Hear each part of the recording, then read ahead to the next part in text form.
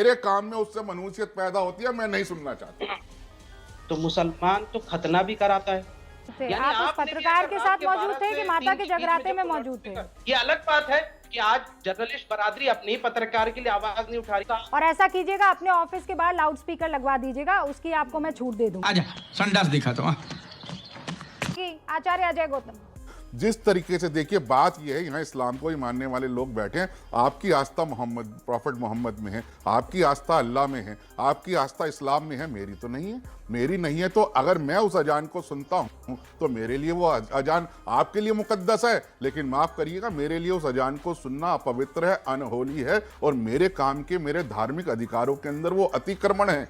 को जो सुबह से कह लीजिए, जो सुबह की नमाज होती है वो 5 बजे के आसपास, वो कौन सी होती है? फिर तो बहुत से ऐसे लोग हैं जो कहेंगे माता के जगराते में हमें परेशानी होती है, नींद नहीं आती है। माता का जब गणेशोत्सव होता है, पंडाल लगते हैं, तब भी माइक लगे हुए होते हैं, लाउड स्पीकर लगे हुए होते हैं। फिर ऐसे तो हम एक दूसरे के साथ रह ही नहीं पाएंगे। रूबिका जी, बात यह है, एप्पल और पाइनएप्पल मिक्स नहीं हो सकते। पांचों टाइम में जो हम लोगों को टॉर्चर सहना पड़ता है, हमें जो टॉर्चर सहना पड़ता है, वो उसको 9 दिन से नहीं कंपेयर किया जा सकता। अजान वो मेरे लिए अजान का सुनना अपवित्र है, अनहोली है, बुलावा है, मेरे लिए मुकद्दस नहीं है। अजय गौतम कह रहे हैं कि वो मेरे लिए मुकद्दस नहीं है, वो मुझे परेशान कर रहा है। मैं शब्द बोल रहा हूँ, मेरे लिए अनहोली है, अपवित्र है, मेरे काम में उससे मनुष्यत पैदा होती है, मैं नहीं सुनना चाहता। ये रॉन्ग नंबर है, ये रॉन्ग नंबर है। जी रूबिका जी, देखिए, मेरा तो किसी से विरोध नहीं है। किसी भी धर्म के अपनी जगराते हो या कोई भी अपने धार्मिक काम हो, किसी का विरोध नहीं है। मुसलमानों ने तो कभी किसी भी धर्म वालों का विरोध नहीं किया कि आप क्यों ऐसा करते हैं, नहीं करते। हमने तो विवाद ही नहीं शुरू किया, कभी नहीं किया। बिहार से एक वीडियो आया, उसमें उन्होंने कहा, कुछ लोगों ने, अदरवाइज मत लीजिएगा, कि भाई 5 वक्त आप मुसलमान अजान पढ़ते हैं, अजान देते हैं, तो इसलिए मैं 5 बार हम लोग हनुमान चालीसा पढ़ेंगे ठीक उसी वक्त में। कंपटीशन, यानी जो हम करेंगे उसी को आप करेंगे। बहुत अच्छी बात है साहब। तो मुसलमान तो खतना भी कराता है, तो मुसलमान तो खतना भी कराता है।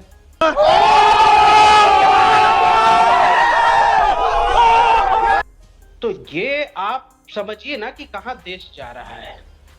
तो इसलिए इस तरह की इलॉजिकल चीजें नहीं हो सकती। जो बात सही ये है कि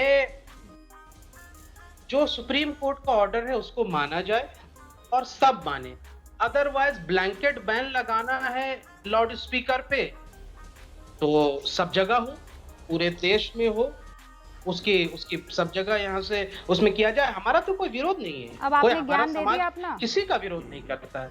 हमारा ये कहना है कि जो हमने अल्टीमेटम दिया 3 तारीख तक, ईद खत्म हो रही है, उस त्योहार के बाद वो लाउड स्पीकर हटाए, ये हमने मांग रखी है। शोएब जामाई, सुना आपने, 3 तारीख तक अल्टीमेटम। भाई ईद है, ईद के बाद कानून के तहत वो लाउड स्पीकर हट जाने चाहिए।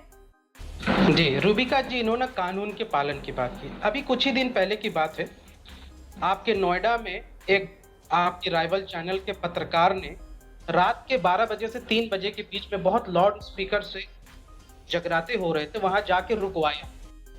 जिन लोगों ने वहां पे ऑर्गेनाइजर थे, उन्होंने उस जर्नलिस्ट के घर पे सिर्फ जाके उसको मारा ही नहीं, बल्कि उसकी बीवी की साड़ी खींच ली और उसके बच्चे को 6 घंटे तक धमकाते रहे। तो जो नफरत है इतना दूर पहुंच गया है कि वो आपके घर और तक कहाँ मौजूद थे? आप उस पत्रकार के साथ मौजूद थे कि माता के जगराते में मौजूद थे? आप बता तो इस तरीके से रहे जैसे आप बिल्कुल वहीं पर मौजूद थे कि बच्चे को टॉर्चर किया, उसके बाद फला चीज हो गई, ये कर दिया। मैं उस पत्रकार के साथ मौजूद है और उस पत्रकार के अकाउंट को लिया भी है, और उस पत्रकार के यहाँ से साथ जो बातें हुई हैं वो भी मैं आपको सार्वजनिक करूंगा, और पूरी दुनिया जानती है, आप भी जानते हैं। ये अलग बात है कि आज जर्नलिस्ट बरादरी अपने ही पत्रकार के लिए आवाज नहीं उठा रही। भाई उनके चैनल वाले नहीं उठा रहे तो आप कहां से उठाएंगे? भैया मुंह निकल जाएगा हमारा ऐसा करेंगे तो। ये बात तो, लेकिन नफरत सबके घर तक पहुंच गया और इसका खामियाजा लोगों को साहब, ऐसा कीजिए, आप अपना एक चैनल खोल दीजिए और उन तमाम पत्रकारों के लिए आवाज बुलंद करना शुरू कीजिए। और ऐसा कीजिएगा, अपने ऑफिस के बाहर लाउड स्पीकर लगवा दीजिएगा, उसकी आपको मैं छूट दे दूंगी। ये तो टट्टी है। उसके लिए तो मुझे लगता है देश पांडे जी भी छूट दे देंगे। पत्रकारों के लिए आपको जो ये आवाज बुलंद करनी है ना अपने घर पर बैठकर। बिल्कुल बिल्कुल करूंगा जरूर। नहीं, भारत आपकी। के अंदर 87 बिलियन डॉलर के रिमिटेंस फॉरेन से आता है हर साल। सिर्फ 5 इस्लामिक मुस्लिम कंट्रीज से, जहां अजान भी होती है, सब कुछ होता है, 42 बिलियन डॉलर का खर्चा आता है।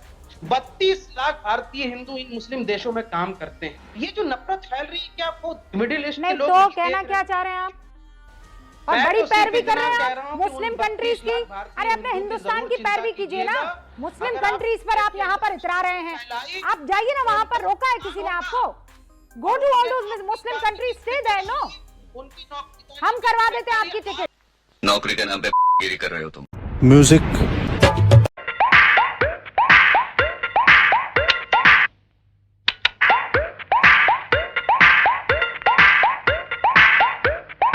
Big thank you for being here. बहुत बहुत धन्यवाद।